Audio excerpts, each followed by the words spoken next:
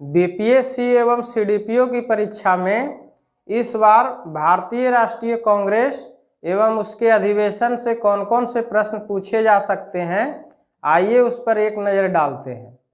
भारतीय राष्ट्रीय कांग्रेस की स्थापना 28 दिसंबर 1885 ईस्वी को बम्बई के गोकुलदास तेजपाल संस्कृत कॉलेज में हुई। इसके संस्थापक ए.ओ. ह्यूम थे। ए.ओ. ह्यूम का पूरा नाम एलन ऑक्टेवियन ह्यूम था। यह स्कॉटलैंड के निवासी थे और भारत में सिविल सेवा में अधिकारी के पद पर कार्यरत थे। ये अपने रिटायरमेंट के बाद 1884 ईस्वी में एक संस्था की स्थापना की जिसका नाम इन्होंने इंडियन नेशनल यूनियन रखा। इंडियन नेशनल यूनियन की प्रथम बैठक 1885 ईस्वी में पूना में आयोजित होनी थी, परंतु पूना में प्लेग फैल जाने के कारण स्थान बदलकर बम्बई कर दिया गया और बम्बई में ही 28 दिसंबर 1885 ईस्वी को इसकी प्रथम बैठक रखी गई, जो कि भारतीय राष्ट्रीय कांग्रेस के प्रथम अधिवेशन के रूप में जाना जाता है। प्रथम अधिवेशन में ही इंडियन नेशनल यूनियन का नाम बदलकर दादा भाई नौरोजी के सुझाव पर इंडियन नेशनल कांग्रेस कर दिया गया। इस प्रकार भारतीय राष्ट्रीय कांग्रेस का नामकरण दादा भाई नौरोजी ने किया, जबकि इसके संस्थापक ए.ओ. ह्यूम थे। वैसे तो देश में सबसे पहला राजनीतिक संगठन का नाम लैंड होल्डर्स सोसाइटी था, जिसकी स्थापना 1838 ईस्वी में द्वारकानाथ टैगोर ने कलकत्ता में की थी। यहाँ पर 2-3 प्रश्न महत्वपूर्ण है कि देश का पहला राजनीतिक संगठन कौन था, तो लैंड होल्डर्स सोसाइटी, और इसके संस्थापक कौन थे, द्वारकानाथ टैगोर। जबकि इंडियन नेशनल कांग्रेस का पूर्व नाम क्या था, तो इंडियन नेशनल यूनियन। यह बीपीएससी की परीक्षा में पूछा भी जा चुका है कि भारतीय राष्ट्रीय कांग्रेस का पूर्व नाम क्या था, तो भारतीय राष्ट्रीय कांग्रेस का पूर्व नाम भारतीय राष्ट्रीय संघ या इंडियन नेशनल यूनियन था। इसके संस्थापक ए.ओ. ह्यूम थे। परीक्षा में प्रश्न आता है कि भारतीय राष्ट्रीय कांग्रेस के संस्थापक, पितामह या जन्मदाता कौन थे, तो इसका उत्तर होगा ए.ओ. ह्यूम।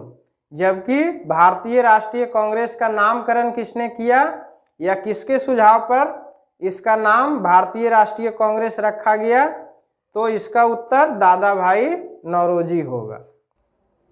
अब हम लोग कांग्रेस के अधिवेशन को देखते हैं कि परीक्षा की दृष्टि से कौन कौन से अधिवेशन महत्वपूर्ण है, जिससे परीक्षा में प्रश्न आने की संभावना है।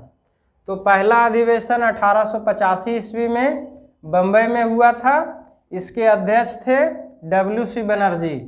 डब्ल्यू.सी. बनर्जी का पूरा नाम वेमेश चंद्र बनर्जी था और इस अधिवेशन में 72 प्रतिनिधि शामिल हुए थे, जिसमें ज़्यादातर पत्रकार और वकील थे, और इस अधिवेशन के सचिव ए.ओ. ह्यूम थे, जो कांग्रेस के जन्मदाता भी थे।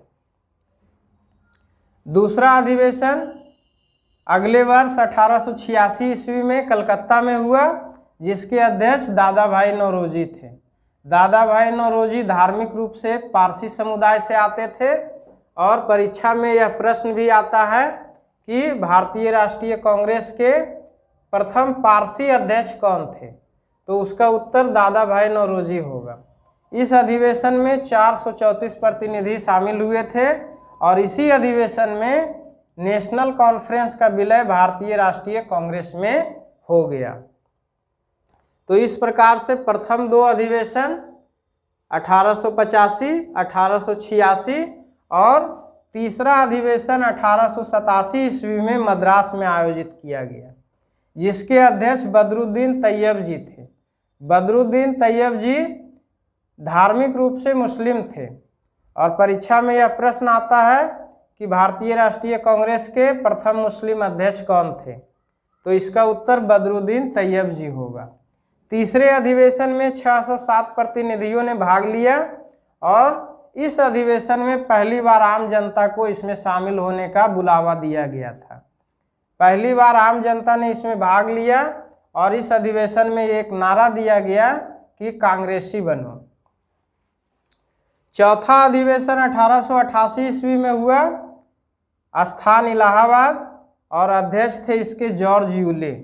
जॉर्ज यूले एक ब्रिटिश नागरिक थे और परीक्षा में यह प्रश्न आता है कि भारतीय राष्ट्रीय कांग्रेस का प्रथम ब्रिटिश अध्यक्ष कौन था, तो इसका उत्तर होगा जॉर्ज यूले। इस अधिवेशन में 1248 प्रतिनिधियों ने भाग लिया और इसी अधिवेशन में जो तत्कालीन वायसराय थे लॉर्ड डफरिन, वह भारतीय राष्ट्रीय कांग्रेस पर तंज कसते हुए कहा था कि कांग्रेस सूक्ष्मदर्शी अल्पसंख्यकों का प्रतिनिधित्व करती है, क्योंकि लॉर्ड डफरिन भारतीय राष्ट्रीय कांग्रेस से काफ़ी खफा थे, क्योंकि भारतीय राष्ट्रीय कांग्रेस उस समय एक उभरती हुई राजनीतिक संस्था थी जो देश का प्रतिनिधित्व कर रही थी। अब पांचवें अधिवेशन को देखते हैं जो 1889 में बम्बई में आयोजित किया गया था। इसके अध्यक्ष थे विलियम वेडरबर्न। इस अधिवेशन में 1989 प्रतिनिधि शामिल हुए और पहली बार इस अधिवेशन में महिलाओं ने भाग लिया। इसी अधिवेशन में लंदन में भारतीय राष्ट्रीय कांग्रेस कमेटी का गठन करने का फैसला लिया गया। तो प्रारंभ के 5 अधिवेशनों में कौन कौन सा प्रश्न आ सकता है।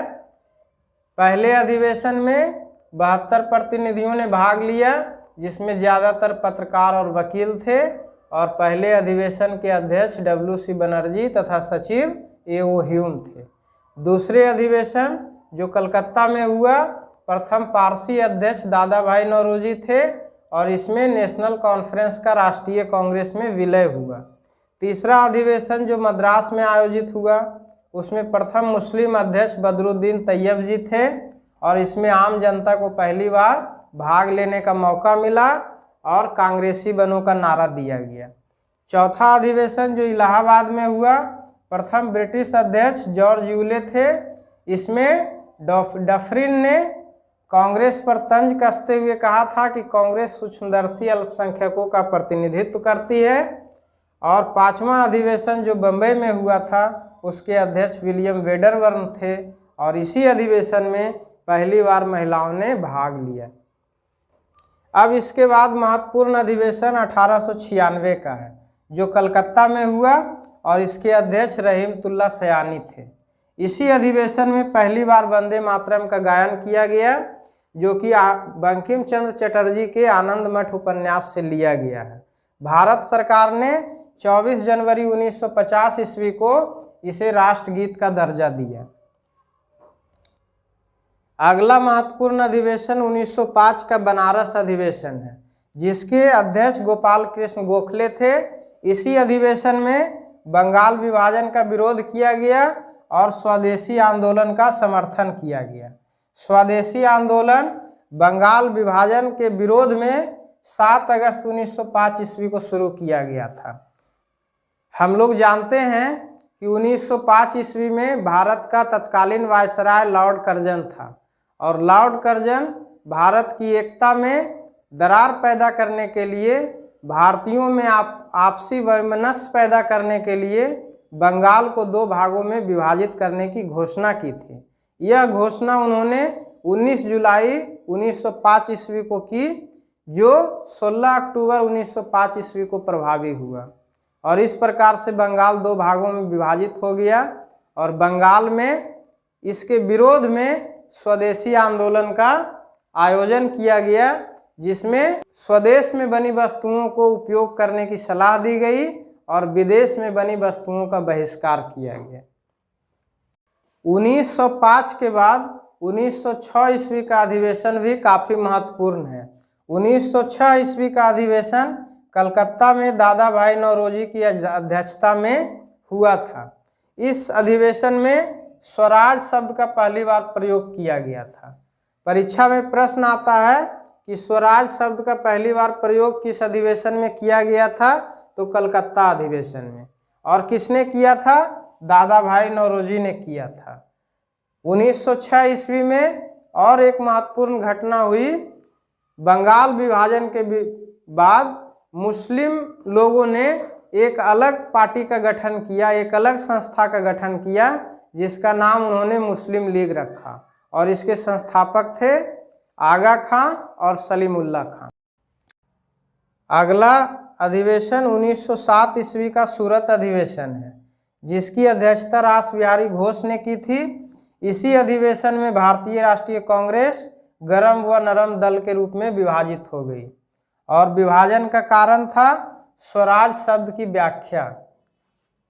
नरमपंथी लोग चाहते थे कि अंग्रेजी राज्य में रहकर ही, अंग्रेजी शासन में रहकर ही स्वशासन लाया जाए, जबकि गरमपंथी दल वाले चाहते थे कि हमारा पूर्ण रूप से स्वराज कायम हो। आगे है 1911 का कलकत्ता अधिवेशन, जिसके अध्यक्ष थे विशन नारायण धर, और इसी अधिवेशन में पहली बार जन गण मन गाया गया था, जो हमारे देश का राष्ट्रीय गान है। यह 5 पदों में पहला पद है। 24 जनवरी 1950 ईस्वी को भारत सरकार ने इसे राष्ट्रगान का दर्जा दिया। राष्ट्रगान जो जन गण मन है, इसके रचयिता रविंद्रनाथ टैगोर हैं, और ये एक ऐसे लेखक हैं जिनकी रचना 2 देशों में राष्ट्रगान के रूप, एक बांग्लादेश में आमार सोनार बांग्ला और दूसरा भारत में जन गण मन। अगला महत्वपूर्ण अधिवेशन 1912 का बांकीपुर पटना में जो हुआ था अधिवेशन, इसके अध्यक्ष थे आर.एन. माधोलकर। 1912 का जो अधिवेशन है वह बीपीएससी और सीडीपीओ की परीक्षा की दृष्टि से काफ़ी महत्वपूर्ण है, क्योंकि यह पहली बार जो है बिहार में आयोजित हुआ था। परीक्षा में प्रश्न पूछा जाता है कि बिहार में भारतीय राष्ट्रीय कांग्रेस का पहला अधिवेशन कहाँ आयोजित किया गया था, तो बांकीपुर में। कभी कभी यह भी प्रश्न पूछ दिया जाता है कि भारतीय राष्ट्रीय कांग्रेस का 27वां अधिवेशन कहाँ आयोजित किया गया था, तो 1912 का जो अधिवेशन था वह 27वां अधिवेशन था, और यह पटना के बांकीपुर में आयोजित किया गया था। इसके अध्यक्ष आर.एन. माधोलकर थे। 1912 ईस्वी में ही ए.ओ. ह्यूम की मृत्यु हो गई, और उनकी मृत्यु के बाद कांग्रेस ने उन्हें अपना जन्मदाता और पिता घोषित किया।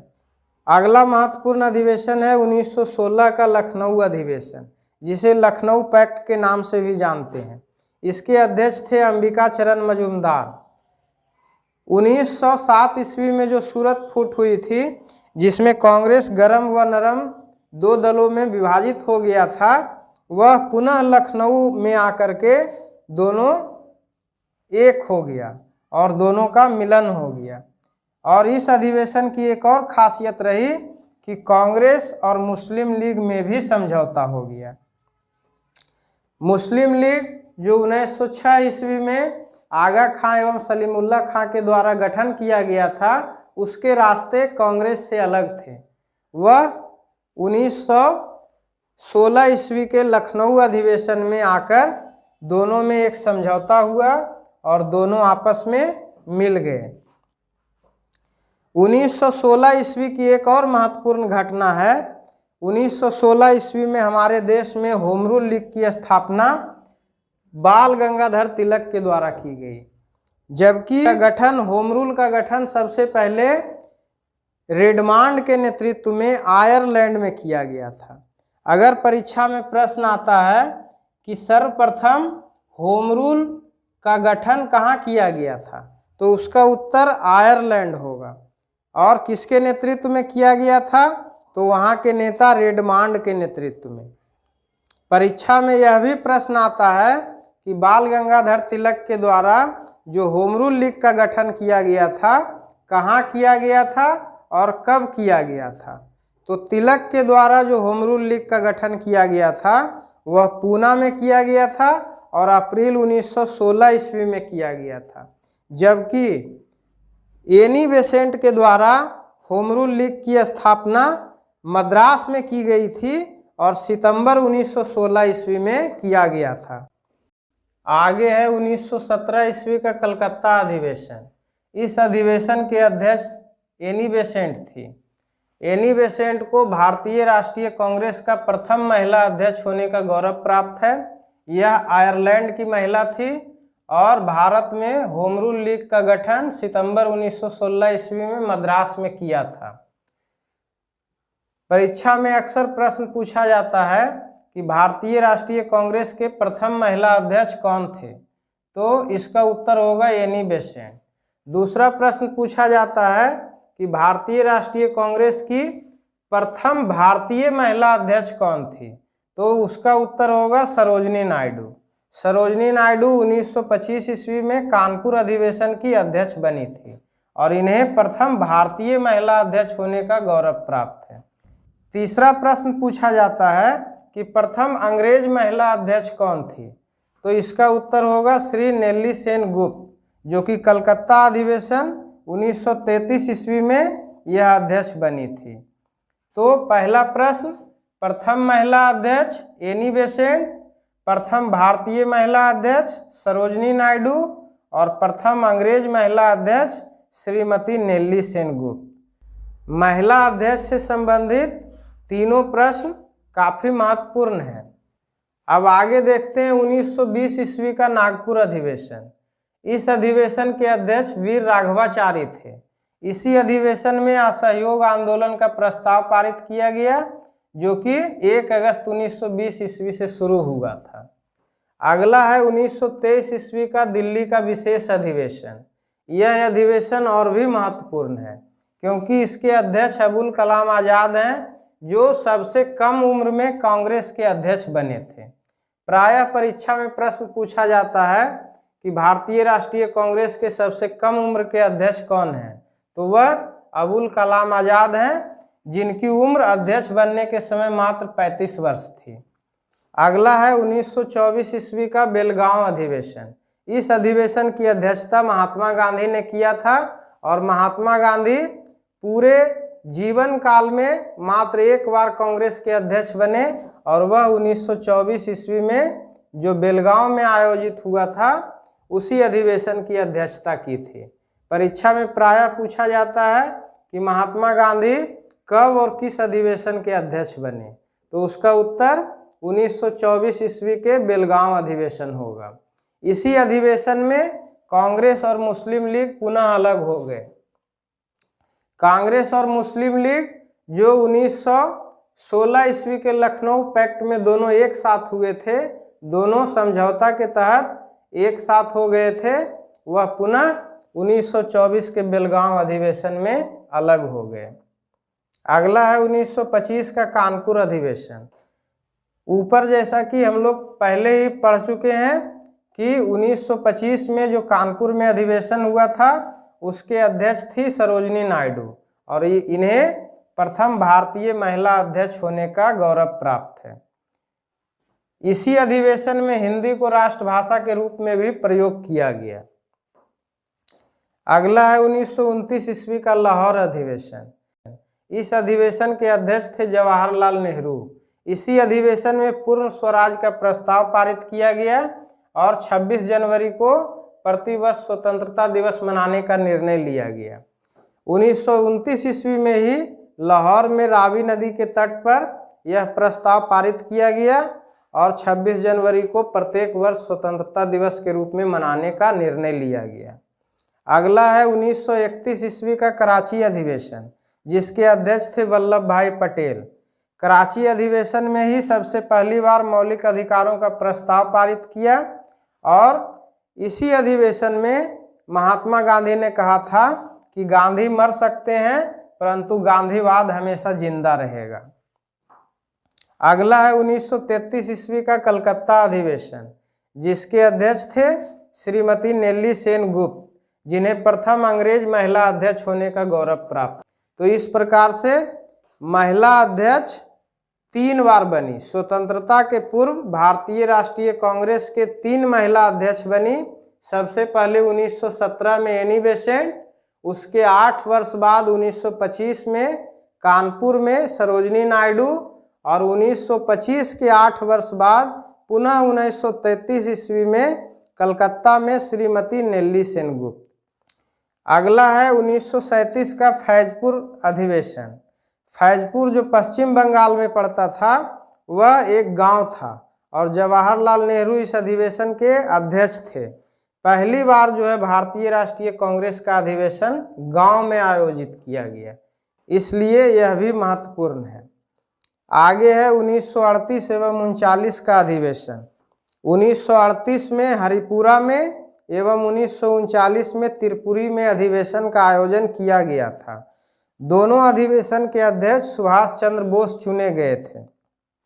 1938 ईस्वी में नियोजन समिति का गठन किया गया था, जबकि 1939 ईस्वी में सुभाष चंद्र बोस के अध्यक्ष चुने जाने के बावजूद गांधी जी समर्थित उम्मीदवार पट्टाभी सीतारमैया से विवाद के कारण सुभाष चंद्र बोस ने अध्यक्ष पद से इस्तीफा दे दिया और उसके बाद 1939 ईस्वी के त्रिपुरी अधिवेशन के अध्यक्ष डॉक्टर राजेंद्र प्रसाद को बनाया गया। अब है 1940 का रामगढ़ अधिवेशन। यह जो है पहली बार झारखंड में आयोजित हुआ था और इसके अध्यक्ष थे मौलाना अबुल कलाम आज़ाद। यह सबसे लंबे समय तक अध्यक्ष रहे। 1940 से 1945 का जो दौर था उसके बीच में ही भारत छोड़ो आंदोलन 1942 आ गया था और इसमें भारत के अधिकांश नेता गिरफ्तार कर लिए गए थे, जिसके कारण लगभग 5 वर्षों तक कांग्रेस का अधिवेशन आयोजित नहीं हो सका और इस बीच मौलाना अबुल कलाम आज़ाद ही भारतीय राष्ट्रीय कांग्रेस के अध्यक्ष बने रहे। तो इस प्रकार से मौलाना अबुल कलाम आज़ाद के नाम 2 रिकॉर्ड हैं। सबसे पहला तो सबसे लंबे समय तक अध्यक्ष रहे और दूसरा कि यह जो है सबसे कम उम्र के अध्यक्ष रहे। आगे है 1946 का मेरठ अधिवेशन, जिसके अध्यक्ष थे जेबी कृपलानी। जेबी कृपलानी भारत की स्वतंत्रता के समय भी कांग्रेस के अध्यक्ष रहे, परंतु स्वतंत्रता के बाद नवंबर 1947 में इन्होंने कांग्रेस के अध्यक्ष पद से इस्तीफा दे दिया।